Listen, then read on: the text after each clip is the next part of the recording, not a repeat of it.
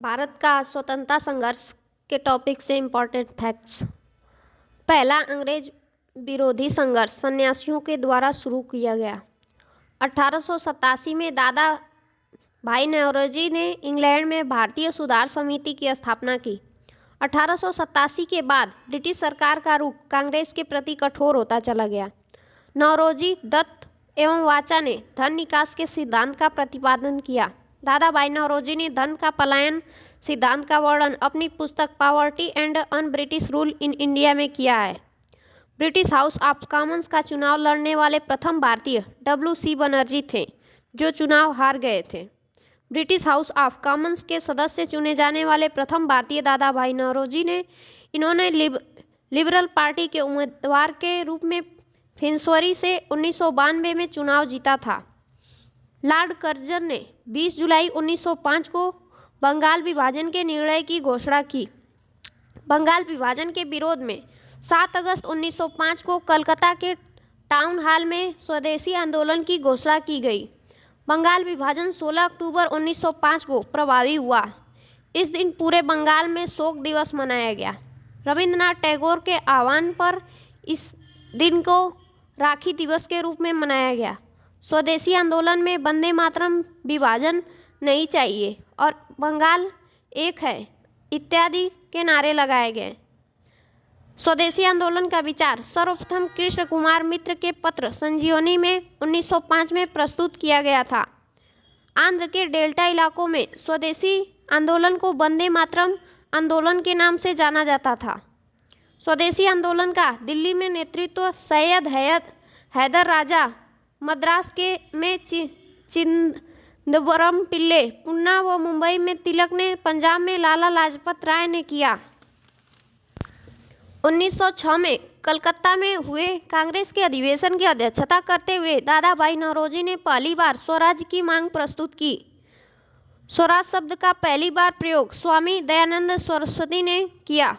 स्वदेशी आंदोलन चलाने के तरीकों को लेकर ही कांग्रेस 1907 के सूरत अधिवेशन में उग्रवादी का मतलब होता है गरम दल, एवं उदारवादी का मतलब होता है नरम दल नामक 2 दलों में विभाजित हो गई। इस सम्मेलन की अध्यक्षता रास बिहारी बोस ने की थी।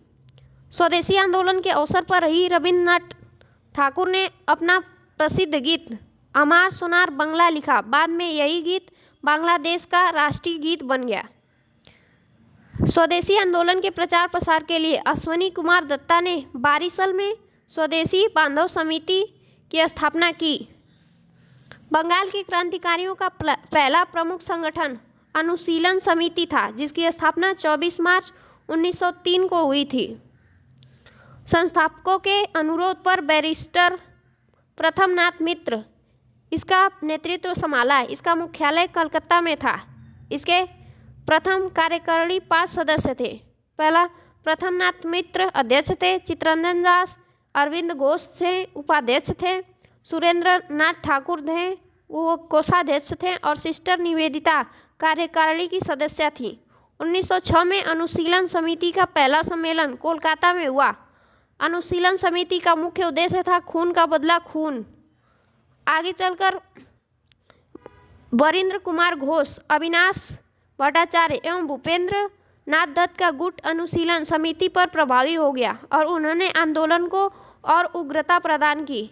इन लोगों ने 1905 में भवानी मंदिर नामक अपनी पहली पुस्तक प्रकाशित की, जिसमें कहा गया कि क्रांतिकारी राजनीतिक सन्यासी का जीवन तब तक बिताएं जब तक स्वाधीनता प्राप्त न हो।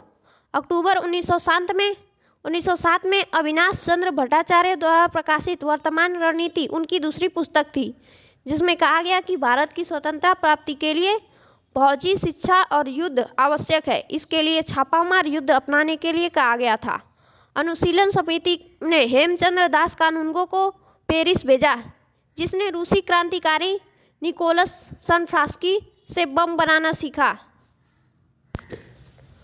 वरिंद्र कुमार घोष, भूपेंद्र नाथ दत्त और अविनाश चंद्र भट्टाचार्य ने 1906 में युगांतर नामक साप्ताहिक पत्रिका प्रकाशित किया। युगांतर के प्रथम संपादक भूपेंद्र नाथ दत्त को 1907 में 1 वर्ष की कड़ी सजा दी गई। 1908 में यह पत्र बंद कर देना पड़ा। ढाका अनुशीलन समिति की स्थापना पी मित्रा एवं पुलिन दास ने 1904 में ढाका में की थी। ढाका में इसकी लगभग 500 शाखाएं थीं। 11 दिसंबर 1908 को अनुशीलन समिति गैर कानूनी घोषित कर दी गई थी। प्रफुल्ल चाकी और खुदीराम बोस ने 30 अप्रैल 1908 को मुजफ्फरपुर के जज किंग्सफोर्ड की हत्या का प्रयत्न किया। गलती से बम कनेडी की गाड़ी पर गिरा दिया गया, जिससे 2 महिलाओं, प्रिंगले की पत्नी और बेटी की मृत्यु हो गई। चाकी ने आत्महत्या कर ली और खुदीराम बोस ने लगभग 18 वर्ष की अवस्था में 11 अगस्त 1908 को फांसी दे दी गई।